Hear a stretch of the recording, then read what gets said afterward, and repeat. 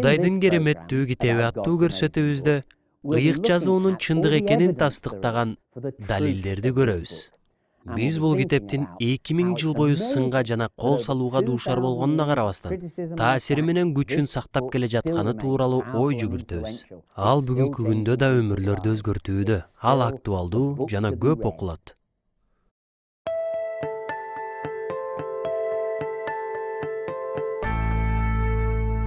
Ыйык жазуудагы окуялардын көбү азыркы убакта жакынкы чыгыш деп аталган жерде болгон.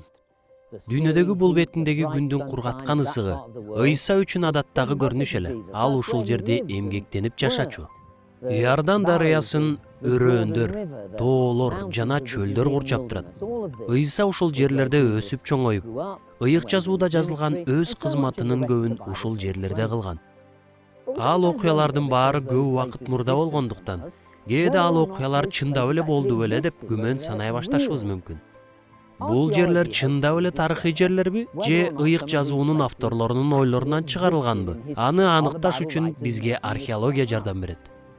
Илгери болжол менен 100 жыл мурда археолог Уильям Рамзай убадаланган жерге келип, мен эми Инжилдеги дарыгер Луканын айткан маалыматтары туурабы же жокпу так далилдейм деп өзүнө өзү айткан. Ал жазып кеткен жерлер чындап эле барбы?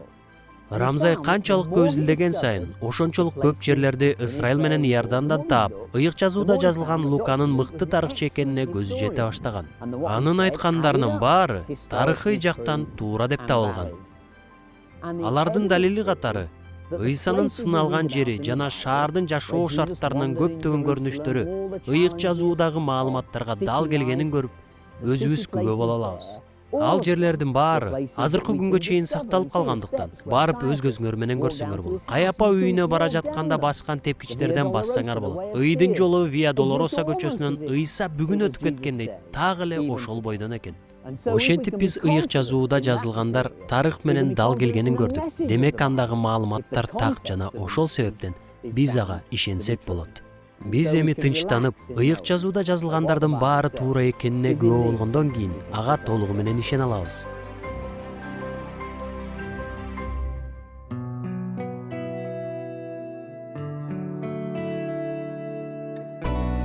Ушуга окшогон тоолор бизди жаратылыштагы туруктуулук жөнүндө ойлондурабы? Кээде шаарлар, коом деңгели, керек болсо адамдарда түбөлүк сакталып турчудай сезилет. Бирок ыйык жазуу анын башкачараак экенин айтат. Империялар пайда болот, кайра жоголот. Буга Бабыл падышачылыгы, перстердин жана римдиктердин империялары далил. Падышалар менен диктаторлор жер жүзүнүн тагдырын өз колдорунда кармап турушат деп ойлошкон. Бирок алардын баары эбагылы өтүп кетишкен.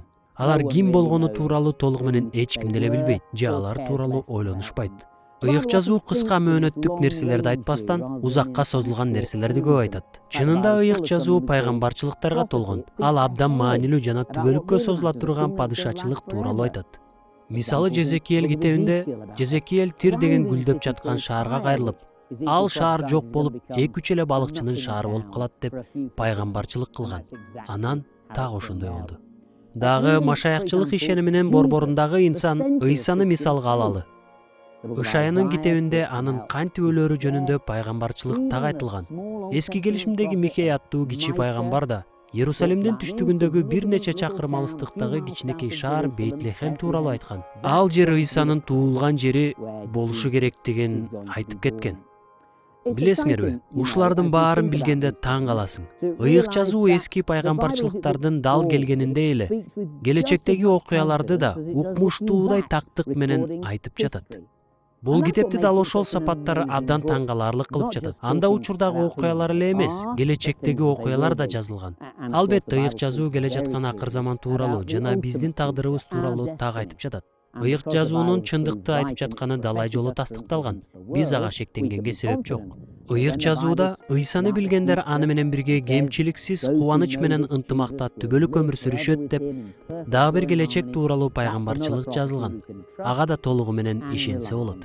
Ыйык жазуудагы пайгамбарчылыктардын так аткарылганы жана өз келечегибиздин пайгамбарчылыктары аны чындык деп далилдеп турат.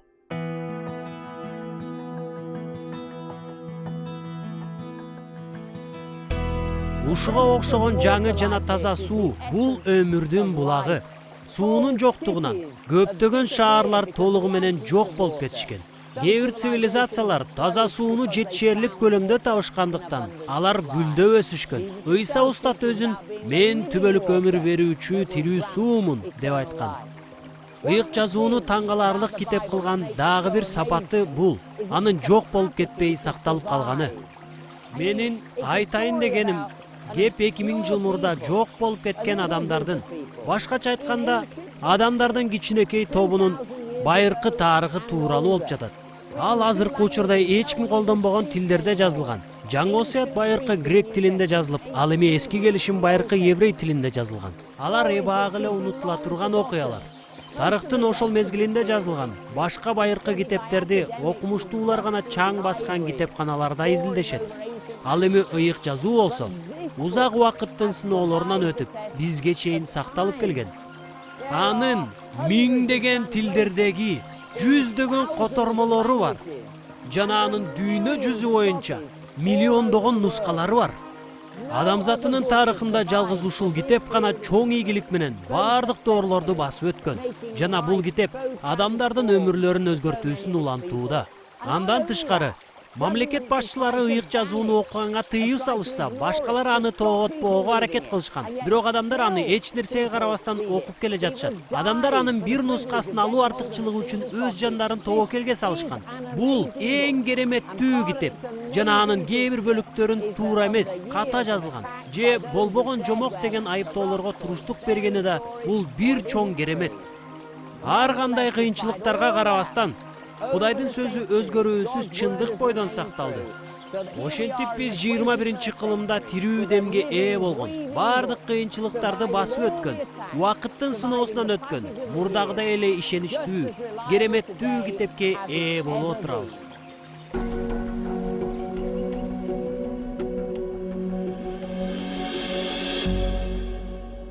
Биз жаңы эле суктанып, андан ырахат алып жаткан кооз көрүнүштөн үйдүн ичине кирдик. Чынында бул менин үйүмө окшош эмес, балким силердин да үйүңөргө окшошпойттур. Кантсе да биз бөлмөдөбүз. Мен силер менен кантип бул кереметтүү китептин пайдасын көрүүгө болоорун ушул жерден сүйлөшкүм келет. Анын биринчи жолу көп учурда жеке изилдөө деп аталат. Анда биз китепти ачып окуп, анан өзүбүзгө өзүбүз айтып беребиз. Мен муну тынч жерде жалгыз окугум келет. Бул беттерден Кудайдын сүйлөгөн сөзүн угуп, түшүнө алар бекенмин көрөлүчү. Бирок каяктан баштоо керек? Эгерде силер машаякчы эмес же жакында эле ишенген болсоңор, анда бул кереметтүү китеп силер үчүн оор болушу мүмкүн. Ошондуктан Инжилдин эң кыска китеби Марктын жакшы кабарынан же Ыйсанын жердеги жашоосунда кандай болгонун айткан Жакандын жакшы кабарынан баштаганды сунуштайм. Биздин Кудайдын китеби аттуу көрсөтүүбүздүн бир эң маанилүү өзгөчөлүгү биз көрсөтүүдөн көрсөтүүгө окуй турган аяттар ар башка темаларга багытталганында болуп жатат. Бул ыйык жазууну түшүнүктүү жана белгилүү бир тартипте изилдегенге жардам берет. Азыр мен силерге тынч болгон жерди таап, жок дегенде бир нече мүнөткө жалгыз Кудай жана ыйык китеп менен калып, андагы сөздү окуп, ошол аяттар жөнүндө гана ой жүгүртүүңөрдү сунуштайм. Ошондо Кудай силерге өзгөчө жолдор менен өз сөзү аркылуу сүйлөп жатканын түшүнөсүңөр деп ойлойм. Албетте, эгерде силер аны менен тынч жерде жекеме жеке калып, ага жол берсеңер. Албетте, изилдөөнүн экинчи жолу бул башка адамдар менен чогуу изилдөө. Мисалы, силер ушул көрсөтүүнү бүгүн кечинде бирөө менен көрсөңөр, анда бул теманы ошол адамдар менен чогуу талкууласаңар болот. Алардын ойлору силердикинен айырмаланышы мүмкүн. Алар окуган аяттан сиз көрбөгөндү көрүшү ыктымал. Ошондой эле силер да алардын көрбөй калган нерселерин көрүшүңөр мүмкүн. Эгерде силер ушундай жол менен бир нече адам чогулуп алып окуп, изилдеп талкууласаңар, анда абдан жакшы болот. Ар бир адамдын биздикинен айырмаланган билими менен жашоо кырдаалдарына жараша тажрыйбалары бар. Кээде Кудай ыйык китептеги үзүндүдөн биз көрбөгөн нерселерди башка адамдарга көрсөтүп, аларга түшүнүк берет. Демек, Кудайдын сөзүн адамдар менен изилдеген чындап эле абдан маанилүү. Силер ыйык жазууну изилдеп жатканда, Кудай баарыңарга сүйлөйт. Башкаларга ачылган сөздөрдү угуп, сиз көбүрөөк үйрөнө баштайсыз.